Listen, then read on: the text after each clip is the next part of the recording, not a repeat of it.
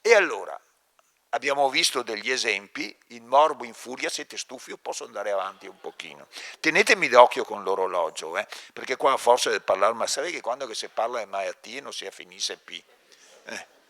Io ho una zia che lei mi dice sempre, zia come sta là, 97 anni, zia come sta, tu ben, sto ben, avuto che te conte cosa, ma almeno te conte con le malattie. E poi comincia però a raccontarmi, va avanti circa 3 ore. E quindi, ecco, allora teniamo di occhio con l'orologio.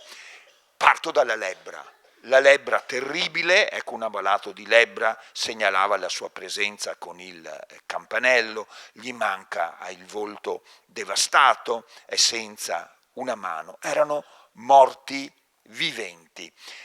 La lebbra ha lasciato un ricordo terribile in noi, la parola fa ancora paura, no? La lebbra veramente ancora ci terrorizza.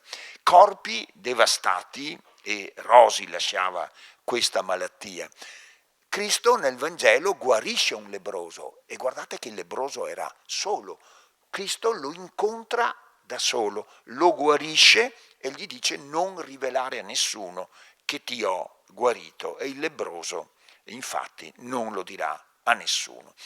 Ci si affidava ai santi anche per la lebbra. Il santo della lebbra è San Lazzaro, non lo dobbiamo confondere con San Lazzaro, il morto risuscitato, il fratello della Maddalena e di Maria. San Lazzaro invece compare in un racconto evangelico, in una parabola. È il povero che alla tavola del ricco Epulone sta lì a mendicare qualche briciola mentre gli altri mangiano e bevono. E poi nel regno, nell'ultraterreno, cosa succede? Che il nostro Lazzaro è tra le braccia di Dio Padre, mentre il ricco Epulone si ritroverà tra le fiamme dell'inferno a invocare l'aiuto di Lazzaro che non potrà arrivare. Come riconosciamo Lazzaro?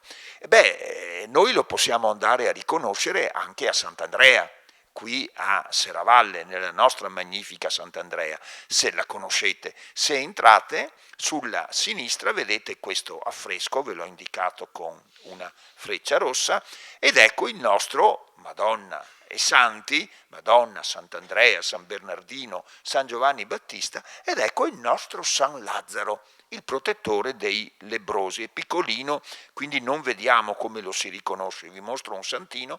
Lazzaro, quindi lo riconoscete, è un vecchio, è coperto di piaghe e ha dei cani che con carità gli leccano le ferite, gli leccano le piaghe. Questo è San Lazzaro, è il modo per riconoscerlo.